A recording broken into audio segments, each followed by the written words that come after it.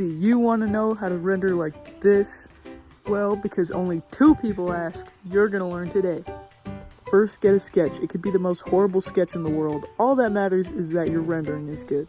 Okay, you got your sketch, now you're gonna need a brush. This is the brush I use. I don't remember how to make it, but here are the settings. Pretty much any transparent brush with pen pressure will work, but here you go anyway. Okay, boom. Now you're gonna get a gray color. It doesn't matter how dark it is, just depends on how dark you want your shadows to be. If you don't know where to put your shadows, here's a pretty simple guide. This is the one I chose. Now go in with the rest of the highlights. I like to put one like in the shadows. I don't know, it looks cool. Then use the HB pencil to blend everything out. There's probably a better brush for this, but I like to use this one. I don't really know what I'm doing, but like put some shadow on the nose ridge because it looks better, I guess. Then put some shadows under the eye for the agiosal or whatever it's called.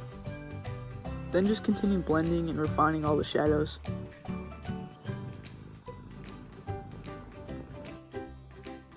Next, put a shadow under the mouth for these, I don't know what they're called, they're under the mouth.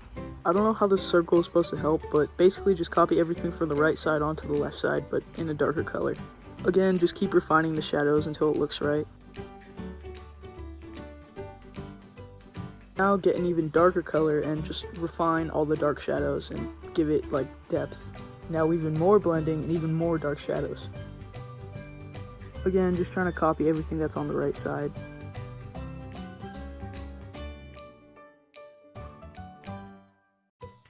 And of course, fill in the whites of the eyes. Make sure not to use like pure white or it won't look right. I keep repeating myself, but again, more darker shadows, but this time on the neck, like defining the neck area and stuff.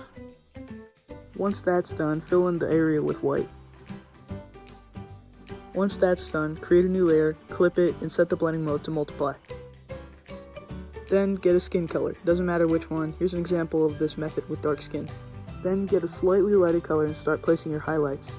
This is where I like to put my highlights, but it really depends on the light source.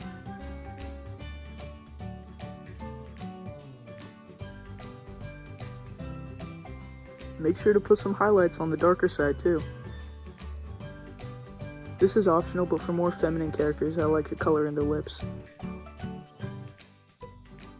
Once you're done that, duplicate the layer and set the blending mode to color. This will make your shadows less desaturated. Then merge your layers and then we can move on to the hair. Set the layer to alpha lock, then get a darker color and start blocking out your shadows. It's kind of hard to explain where to put the shadows, just put them wherever feels right, or here's a guide.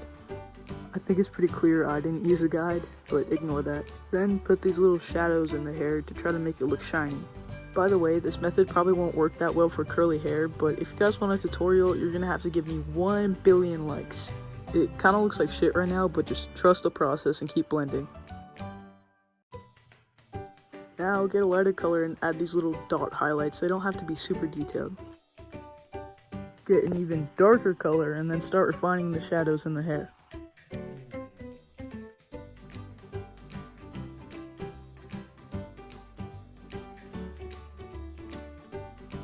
Now it's time for my least favorite part and the least detailed part about my drawings. The clothes. Just to make the process less time consuming, I'll use the airbrush to make the right side lighter. Now, I'm no expert and I know even less about rendering clothes than anything else, so I can't really explain this part that well. Just put shadows where the clothes would crease, like in the armpits for example. Again, I don't know how to explain this part, I just put shadows in the ribbon wherever I want. Alright, y'all know the drill by this point, just get a darker color and refine the shadows.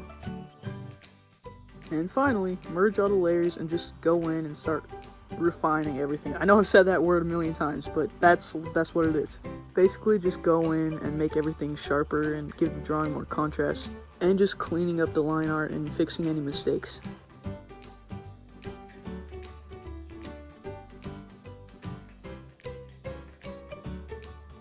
Alright, and if you follow the tutorial right, you should end up with something like this, or better. If you ended up watching the whole video, thank you. I hope you learned something from this, even though I'm a really bad teacher.